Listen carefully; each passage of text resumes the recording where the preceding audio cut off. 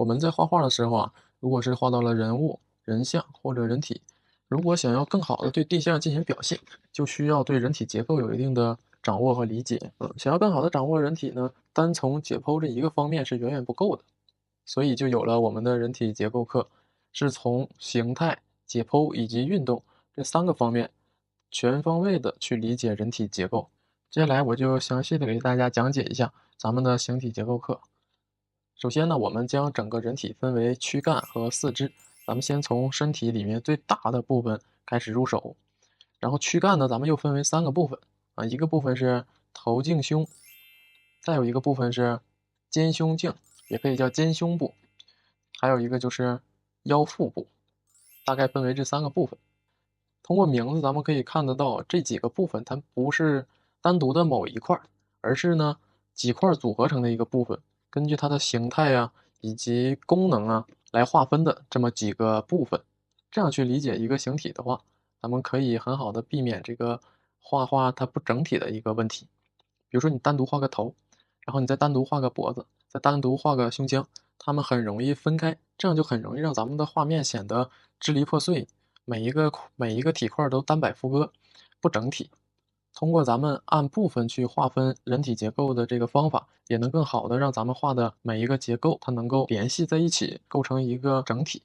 首先我们先从肩胸部入手，构成肩胸部的几个主要的部分呢，其中一个就是我们的胸腔。从体积上来看，胸腔这一块呢最大，从对外观的影响上来说，很多的结构都是依附在胸腔上面的，所以呢，咱们先从肩胸部开始认识形体。那么说到胸腔，胸腔的骨骼它是由胸骨、肋骨以及胸椎这三个部分组成。那咱们在画画的时候呢，一般会把它们都归纳到一起，概括成一整个体块。胸腔的整个形态呢，大概类似于一个蛋形啊，像是一个卵圆形。然后我们把这个卵圆形上面切掉一点，下面切掉一些，它就比较像我们平常所看到的胸腔的结构了。首先呢，我们找一个合适的角度，大概从这个3/4前侧的3/4来入手，先来整体的认识一下肩胸部。首先找一个类似于卵圆形的这样的一个形状。那么咱们从这个形状的上面找出来一个斜切的圆面，然后在这个圆面上面呢做一个十字形的辅助线，交代一下这个圆面的上下左右，大概交代一下这个上下左右。咱们在这个圆面的前端啊，也就是这个位置，贴着这个胸腔前面画出来这么一小段，然后呢斜朝前找出来这样一段作为胸骨。胸骨前方的下端呢有这样的一个小结构，这里叫剑突，它对外观的影响不是特别的重要。咱们从胸骨的下端朝两个方向，分别找两个趋势，这两边的夹角不要太大，不要大于45度。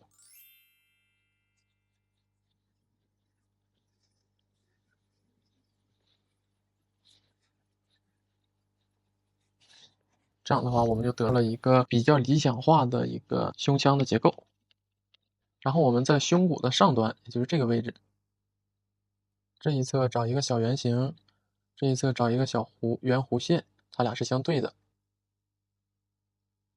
然后在胸腔这个圆面左右两侧的这个辅助线的两端，找这样的两个位置。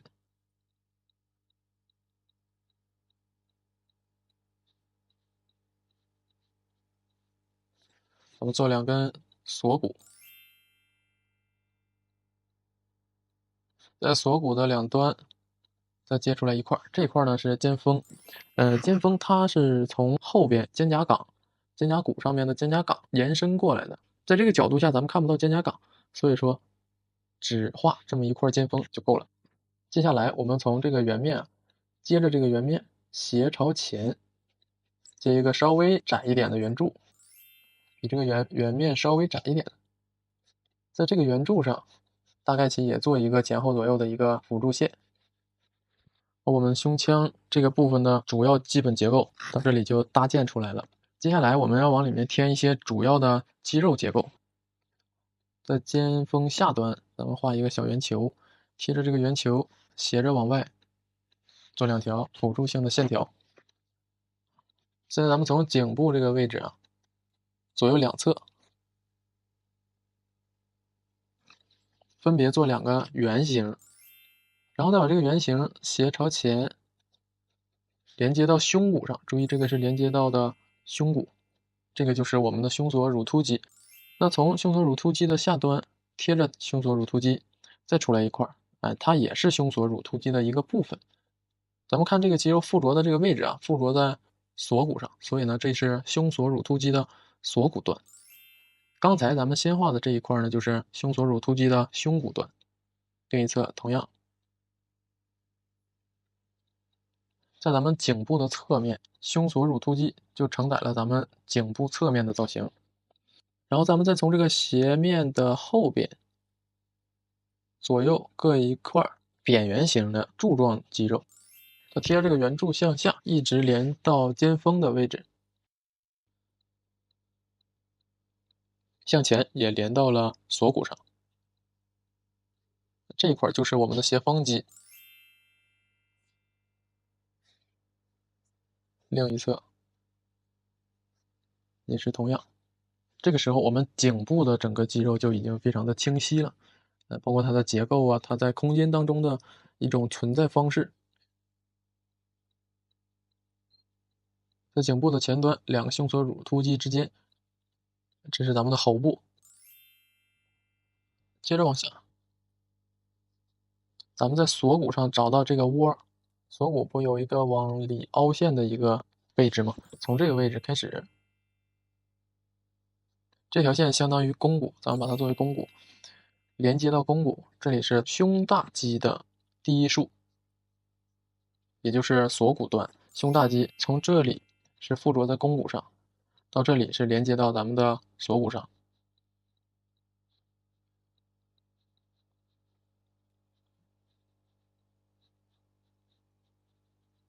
胸大肌的造型呢，它是扁平状的，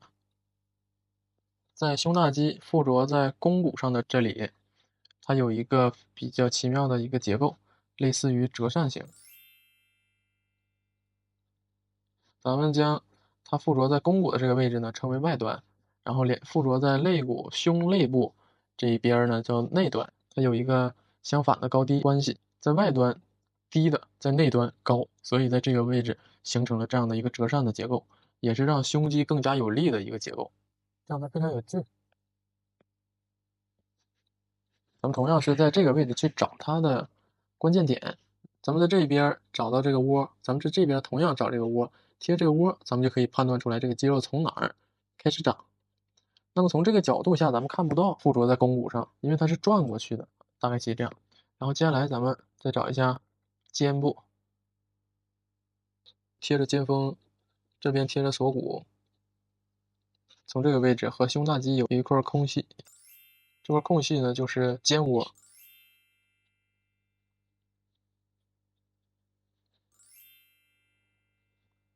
胸大肌的一个部分，它是被覆盖在肩三角肌下面，然后在肩三角肌和胸大肌下面覆盖着的这一块圆柱，就是咱们的手臂，手臂的几何形。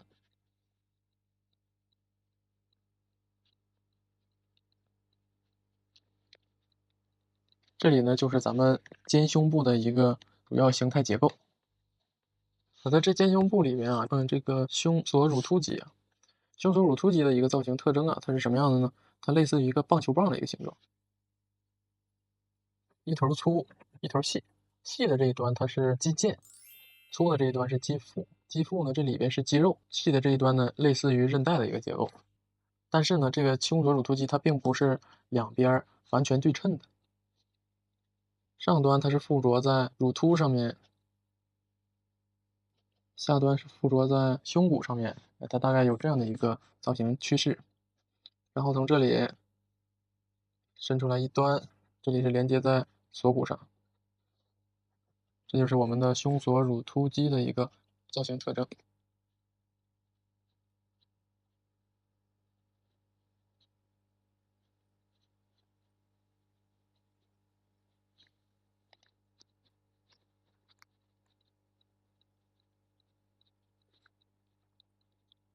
这里是两根锁骨，下面是胸骨体。来看一下胸锁乳突肌的附着点。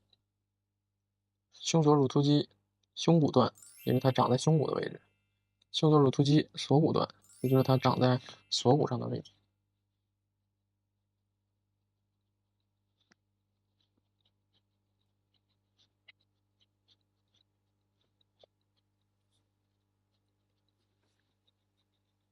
胸锁乳突肌和胸骨以及锁骨之间的依附关系就是这个样子。那么在这里呢，还有一个比较重要的位置，也就是这里，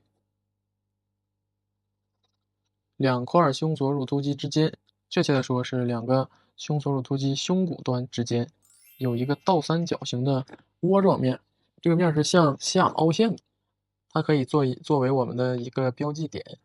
咱们在观察人体或者人物的时候，颈部这个位置可以依照这个小三角面来确定它胸锁乳突肌的位置。下面我们再来说一下胸大肌。胸大肌呢，这是外端，这是内端，类似于一个这样的一个形状。在它附着在肱骨的这个位置有一个拧劲儿的一个结构，很像什么呀？很像折扇。见过扇子的同学都能知道这样的一个结构。胸大肌类似于折扇的这个结构，也让胸肌更有力量感，也是让我们的手臂能抬起来。这个位置发力，可以让我们的手臂做一个前平举的一个动作。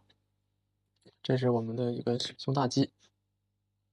然后我们再来看一下我们的肩三角肌。肩三角肌是盖住胸大肌外端的。从前面看，大概呈现一个这个样子的一个状态。它俩同时附着在锁骨上。锁骨从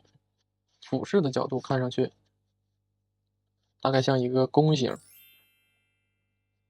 也像一个自行车车把的一个形状。